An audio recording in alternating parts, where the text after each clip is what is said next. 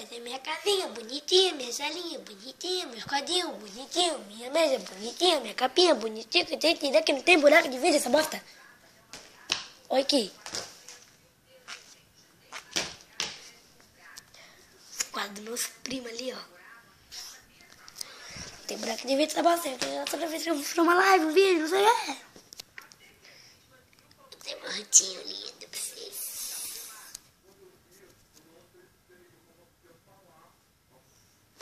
Então, eu queria falar sobre Five Nights at Freddy's.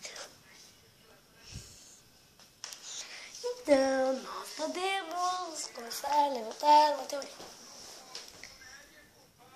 Se o Homem Roxo foi feito pelo Rui Tátil, por que quando o Homem Roxo está dentro do Golden Freddy, ele é roxo e...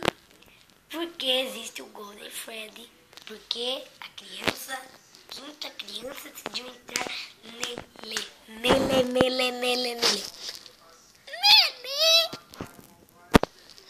E logo depois, vamos começar.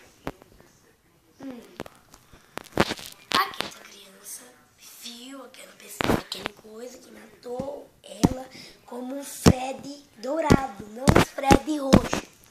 Então entrou no corpo dele para conseguir essa vingança de quem estava dentro dele.